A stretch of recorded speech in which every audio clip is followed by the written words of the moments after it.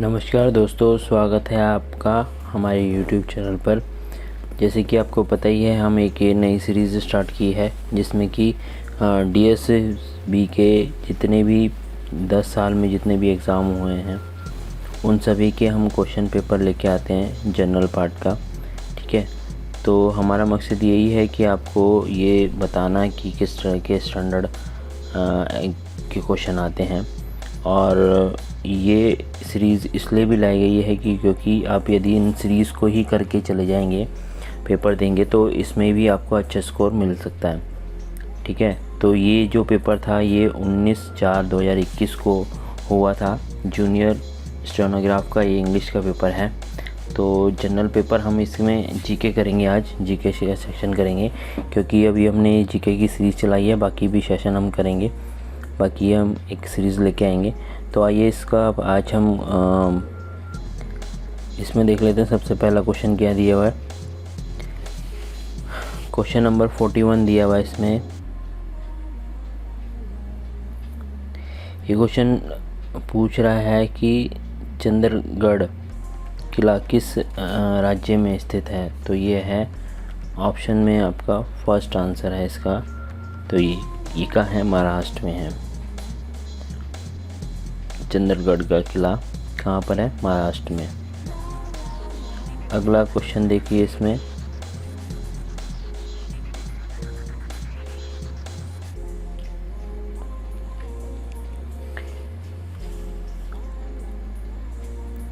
अगला क्वेश्चन कह रहा है, सोमनाथ नारायण निम्नलिखित में से किस नृत्य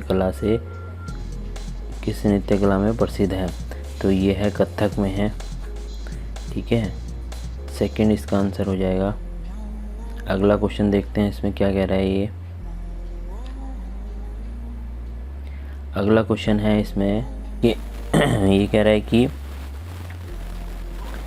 मेहरानगढ़ किले की स्थापना किस वर्ष की गई थी। तो ये 1459 में, यानी कि फोर्थ ऑप्शन इसका बिल्कुल सही है। देखिए ये क्वेश्चन मेहरानगढ़ के ऊपर एक क्वेश्चन कल हमने किया था TGT कंप्यूटर साइंस में, उसमें भी क्वेश्चन आया था मेहरानगढ़ के ऊपर। तो इस मेहरानगढ़ को भी थोड़ा सा नए एग्ज़ाम के लिए देख के जाएं, क्योंकि इसमें से भी क्वेश्चन आ रहे हैं। अगला है इसमें क्वेश्चन नंबर 44। ये कह रहा है कि निम्नलिखित में से कौन सा गोयान मिट्टी का वाद्य यंत्र है। तो इसमें आपको फोर्थ में से सेकंड का आंसर बिल्कुल सही है। ठीक है, अगला क्वेश्चन देखिए। ये कह रहा है कि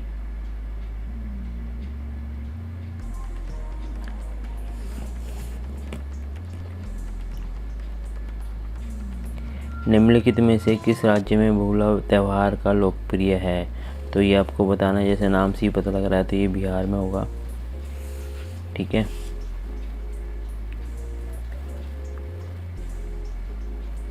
अगला क्वेश्चन देखिए। अगला क्वेश्चन क्या कह रहा है। क्वेश्चन कह रहा है किस वर्ष के पूर्व तक भारत जनसांख्यिकीय संक्रमण के प्रथम सोपान में था। तो ये 1921 तक, यानी कि थर्ड इसका आंसर बिल्कुल सही है। अगला है द्वितीय वर्ष पंचवर्षीय योजना की अवधि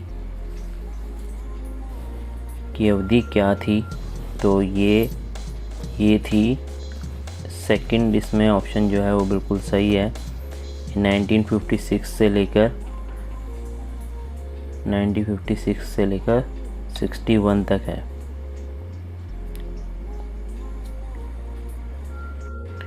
देखिए पंचवर्षीय योजना के बारे में भी थोड़ा सा जान लीजिए। पंचवर्षीय योजना हर 5 साल के लिए केंद्र सरकार द्वारा देश के लोगों के आर्थिक और सामाजिक विकास के लिए चलाई जाती है। ठीक है, और ये हर 5 वर्षों के लिए होती है। ठीक है, जो पहली पंचवर्षीय योजना था वो 1951 से स्टार्ट हुई थी। ठीक है, जो कि 1956 तक चली थी, यानी कि अभी हमने जो पढ़ी है वो द्वितीय पढ़ी है, जिस पे क्वेश्चन आया था, जो कि 1956 से स्टार्ट हो गए 1961 तक चली थी। ठीक है, तो ये था पंचवर्षीय योजना के बारे में। अगला क्वेश्चन देख लेते हैं। देखिए अगला क्वेश्चन क्या कह रहा है। ये कह रहा है निम्नलिखित में से किस समिति की सिफारिशों के कारण नाबार्ड का गठन हुआ था। तो ये था पहला श्री बी शिवरामन समिति। तो नाबार्ड के बारे में थोड़ा सा जान लीजिए। नाबार्ड की फुल फॉर्म है राष्ट्रीय कृषि एवं ग्रामीण विकास बैंक। ठीक है, जिसकी स्थापना 12 जुलाई 1982 में हुई थी। ठीक है, ये जो बैंक है ये सिर्फ कृषि से संबंधित जो गतिविधियां हैं उनको देखता है। ये इसकी जो गठन हुआ था वो श्री बी शिवरामन समिति की सिफारिश के कारण हुआ था। ठीक है, अगला देख लेते हैं क्वेश्चन। इसमें क्या कह रहा है। ये कह रहा है शिक्षा क्षेत्र के लिए केंद्रीय बजट 2020-21 में कितने धन आवंटन की घोषणा की गई। तो इसमें थर्ड इसका आंसर है। ठीक है, अगला क्वेश्चन देख लेते हैं। ये कह रहा है कि 2024 तक उड़ान योजना के अंतर्गत कितने हवाई अड्डे और तैयार किए जाएंगे। तो अभी इसमें ये लक्ष्य रखा गया है 2024 तक 100 और नए हवाई अड्डे बनने का। ठीक है, तो ये देख लीजिए इसका आंसर को। ठीक है, अगला क्वेश्चन देखिए। निम्नलिखित में से कौन से तत्व में संयोजकता 0 है। तो ये हीलियम ऐसा पदार्थ है जिसमें संयोजकता 0 होती है। अगला क्वेश्चन देखते हैं। ये कह रहा है निम्नलिखित में से चाक में क्या उपस्थित होता है। तो कैल्शियम बाइकार्बोनेट से बनती है चाक। ठीक है, तो ये इसका आंसर सेकंड का आंसर बिल्कुल ठीक। अगला क्वेश्चन 53 है। इसमें 53 निम्नलिखित में से किस खाद्य पदार्थ के प्रति इकाई द्रव्यमान में प्रोटीन सबसे अधिक प्राप्त होता है।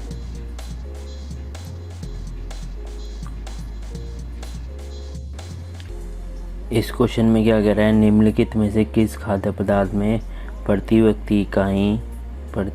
इकाई ये कह रहा है कि निम्नलिखित में से किस खाद्य पदार्थ में प्रति इकाई द्रव्यमान में प्रोटीन सबसे अधिक पाया जाता है। तो ये है मीट मांस में। ठीक है, अगला क्वेश्चन देखते हैं। ये कह रहा है कि निम्नलिखित में से कौन सा जीव वर्गीकरण अनाबिना से संबंधित है। तो इसका आंसर है फर्स्ट। ठीक है, अगला क्वेश्चन देखते हैं। इसमें ये कह रहा है कि पौधों की जड़ द्वारा जल का अवशोषण निम्नलिखित में से किस के कारण उदाहरण है। किसका उदाहरण है, मतलब पौधों की जड़ द्वारा जल का अवशोषण निम्नलिखित में से किसका उदाहरण है। तो इसमें सेकंड इसका आंसर बिल्कुल सही है। ठीक है, अगला क्वेश्चन देखिए। इसमें ये कह रहा है कि जनगणना के अनुसार भारत का जनसंख्या घनत्व कितना है। तो इसमें राइट आंसर है जो फर्स्ट है वही इसका आंसर है 382 घनत्व जनसंख्या का। ठीक है, तो जनसंख्या के बारे में थोड़ा सा जान लीजिए। देखिए 2011 तक जितनी भी बार गणना हुई है वो 15वीं बार तक हो चुकी है, 15 हो चुकी हैं इसमें। और 1872 से ये स्टार्ट हुई थी जनगणना। ठीक है, किसी ब्रिटिश वायसराय ने ये पहली बार कराई थी और इसके बाद ये हर 10 साल बाद होने लगी है। ठीक है, अगला क्वेश्चन देखते हैं। इसमें अगला क्वेश्चन कह रहा है 57। ये कह रहा है निम्नलिखित में से किस नदी की लंबाई सबसे अधिक है। देखिए अब मैंने आपको कई बार पहले भी बताया गया है कि क्वेश्चन को अच्छे से पढ़ना चाहिए। निम्नलिखित का मतलब होता है सिर्फ इन्हीं 4 में से आपको बताना है। यदि वो बोलता कि विश्व में या फिर भारत में सबसे लंबी नदी कौन सी है तो आपको उसमें अलग ऑप्शन मिलेगा। और ये कह रहा है कि इन्हीं निम्नलिखित में से, यानी कि इन चारों में से आपको बतानी है, चारों में से सबसे लंबी कौन सी है, तो इसमें गोदावरी है। अब इसमें भारत को कितने भी वनस्पति क्षेत्रों में बांटा जा सकता है, तो ये आपको बताना है। कितने वनस्पति क्षेत्रों में बांटा जा सकता है, तो ये 8 वनस्पति क्षेत्र हैं। अगला क्वेश्चन देखिए, अगला क्वेश्चन कह रहा है निम्नलिखित में से शीतकालीन मानसून के रूप में भी जाना जाता है, यानी कि इसमें आपको 4 ऑप्शन दिए हैं, ऐसा कौन सा इसमें मानसून ऐसा है जो शीतकालीन मानसून के रूप में जाना जाता है, तो ये 3rd इसका आंसर है।